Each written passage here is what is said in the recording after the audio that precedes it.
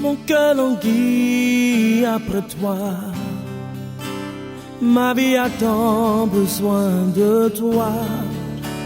Viens remplir mon cœur, Saint-Esprit, de ta gloire, de ta présence. Mon cœur languit après toi. Ma vie a tant besoin de toi. Viens remplir mon cœur, Saint-Esprit, Paraclet, bouclier, car tu es l'eau de la vie, l'intarissable torrent. Tu ne taris jamais, tu ne taris jamais. Tu es l'eau de la vie, l'intarissable torrent, Seigneur. Tu ne taris jamais, tu ne taris jamais. Inonde mon cœur, inonde mon cœur, inonde mon cœur, inonde mon cœur. Celui qui boira de l'eau que je lui donnerai n'aura jamais soif. Et l'eau que je lui donnerai deviendra en lui une source d'eau qui jaillira jusque dans la vie éternelle. Ainsi parle le Seigneur.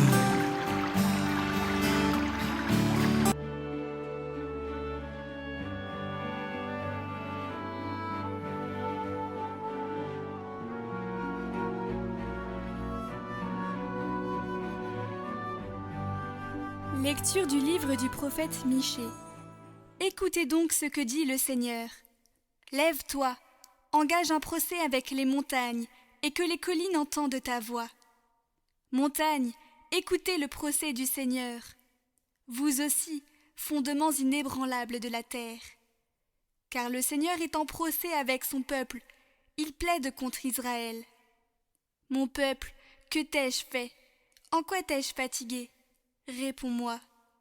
Est-ce parce que je t'ai fait monter du pays d'Égypte, que je t'ai racheté de la maison d'esclavage, et que je t'ai donné comme guide Moïse, Aaron et Myriam? Comment dois-je me présenter devant le Seigneur, demande le peuple. Comment m'incliner devant le Très-Haut? Dois-je me présenter avec de jeunes taureaux pour les offrir en holocauste? Prendra-t-il plaisir à recevoir des milliers de béliers, à voir des flots d'huile répandus sur l'autel? Donnerai-je mon fils aîné pour prix de ma révolte, le fruit de mes entrailles pour mon propre péché? Homme, répond le prophète, on t'a fait connaître ce qui est bien. Ce que le Seigneur réclame de toi, rien d'autre que respecter le droit, aimer la fidélité et t'appliquer à marcher avec ton Dieu.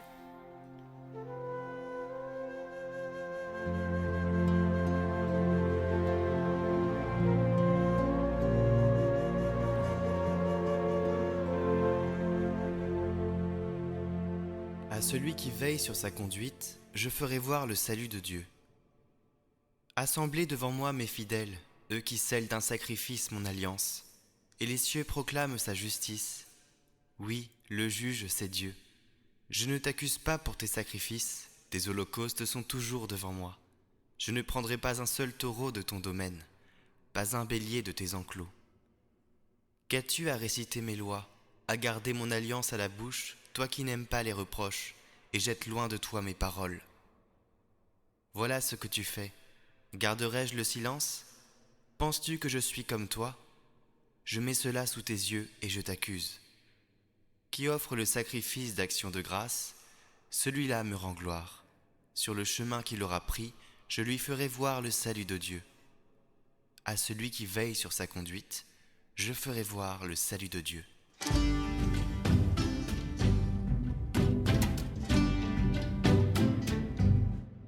Évangile de Jésus-Christ selon saint Matthieu.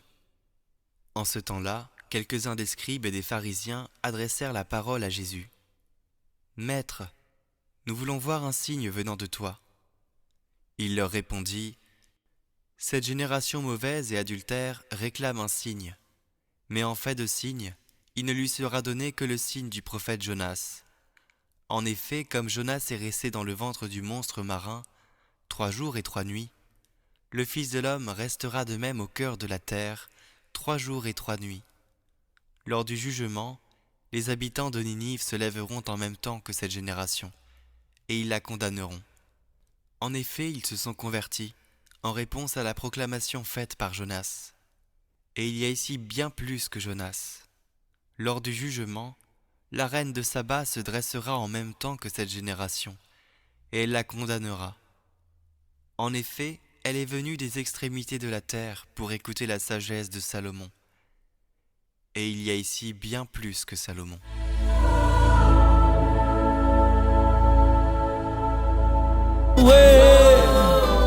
Zoé, oui j'ai besoin de toi. Vie de Dieu, coule en moi. Oh Zoé, Zoé, Zoé.